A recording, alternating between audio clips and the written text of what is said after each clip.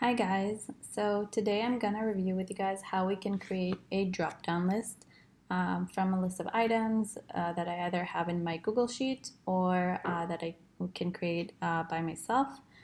So all that is needed to do is simply go to, be on the cell that you want to choose, go to data, choose data validation, and here we could either choose from a list of a range, and then I could really simple, choose the list that I want, press OK, and save.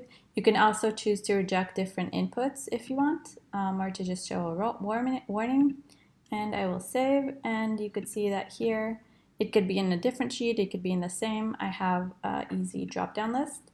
I'll just show you some more options that you have that you could edit it. So here is if you have a pre-existing list that you want to choose from. You can always do like a list of items and write done, comma, in progress, and also just write it here very simply. You could use text, a custom formula, checkbox, whatever you want.